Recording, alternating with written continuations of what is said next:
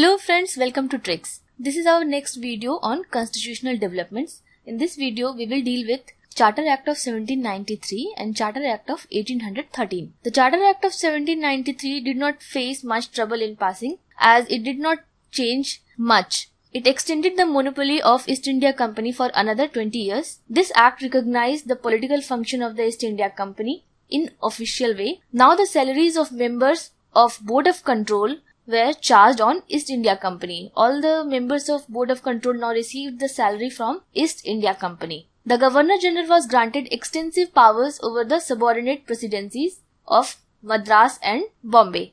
Apart from the salaries being charged on the East India Company, the company was also required to pay 5 lakhs British pound annually out of the surplus revenue to the British government. The East India Company was empowered to grant licenses to both individuals and company employees to trade in India, and it was known as privilege or country trade. It paved the way for shipments of opium to China. The revenue administration was separated from the judiciary function and it brought an end to the Mal Adalats. The Governor General was granted power to override the council, and this power of overriding the council was also given to the governors of subordinate presidencies. So these were the features of Charter Act of 1793.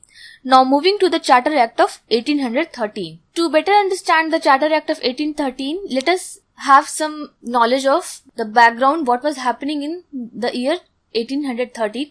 In India as well as in the outside world. We know that Wellesley was following an expansionary policy. Due to this policy, the company was at war in most of the years and it added much to the debt of the company. So company was in debt and it needed loan from the British government.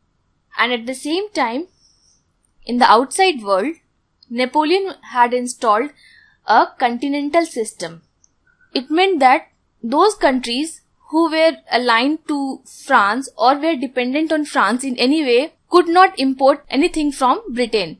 This impacted the traders of Britain, so they demanded for opening of the gates in the east. They demanded that the trade monopoly of East India Company must be brought to an end so that they could reap the benefits. While the East India Company protested this, but it also needed the loan, so finally, the Charter Act of 1813 was passed and it brought an end to the trade monopoly of East India Company except for tea and trade with China. The charter extended the company rule for another 20 years but brought an end to the trade monopoly. However, still free trade was not a feature yet because there was a strict license system for traders of Britain and this license was granted by the company. One of the most important feature of the Charter Act of 1813 was that it granted permission to the persons who wished to go to India for promoting moral and religious improvements. In short, it allowed the Christian missionaries to come to India and propagate their religion. Another important feature of this act was that it promoted education. For the first time, provision was made for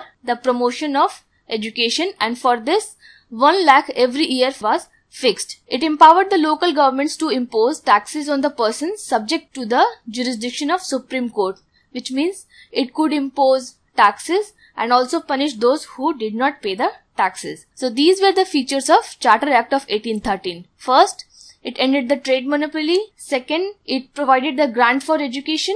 And it allowed the Christian missionaries. These three are important features of Charter Act of 1813. In the next video, I will explain Charter Act of 1833 because that act is very important. I will deal that act in detail. I hope you enjoyed this video and post your queries below. I will be making similar videos. Thanks for watching. Have a nice day.